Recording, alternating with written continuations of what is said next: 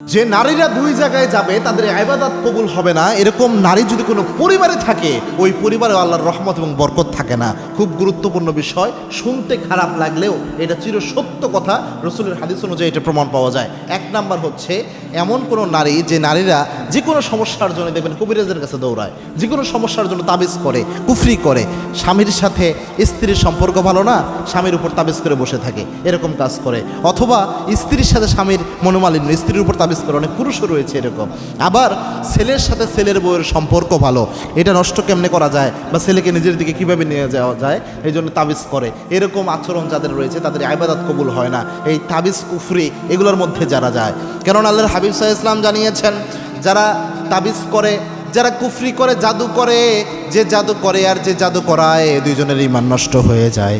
এবং আল্লাহর হাবিব সাল্লাল্লাহু আলাইহি ওয়াসাল্লাম জানিয়েছেন, যে ব্যক্তি এরকম কুফরির সাথে যুক্ত থাকে ওই ব্যক্তির কোনো ইবাদত আল্লাহ কবুল করে না।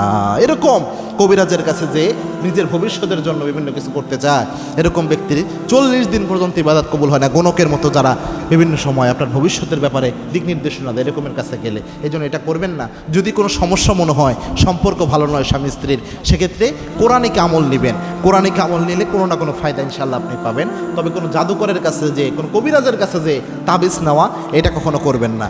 2 নম্বর হচ্ছে, যদি কোনো নারী কথায় কথায় দেখবেন যে কোনো সমস্যা হয়েছে, মান্যত করে মাজারের, অমুক মাজারে এই মান্যত করলাম যদি আমার এই সমস্যা থেকে উদ্ধার হয়, অথবা আমার যদি এই সমস্যা থেকে আমি উদ্ধার হতে পারি আমি মাজারে যে এটা দেবো, মাজারে চলে যায় কথায় কথায়।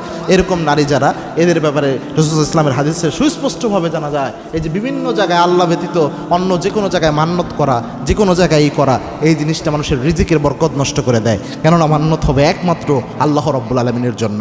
মা আনফাকতুম মিন নাফাকাতিন আও নাযারতুম মিন নাযারিন, যত মান্যত রয়েছে, যত রকমের ওয়াদা রয়েছে, যা রয়েছে একমাত্র হবে আল্লাহর জন্য।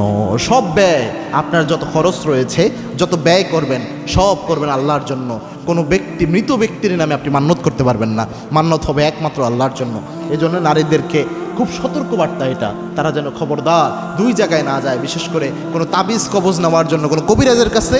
2 নাম্বার হচ্ছে কোনো মাজারে। এরকম স্বভাব যদি আপনার পরিবারের কোনো নারীর মধ্যেও থাকে, আল্লাহর হাবিব সাল্লাল্লাহু আলাইহি ওয়াসাল্লামের হাদিস দ্বারা জানা যায়, এই জায়গাগুলোয় যারা যায় তাদের বরকত আল্লাহ উঠিয়ে নেয়।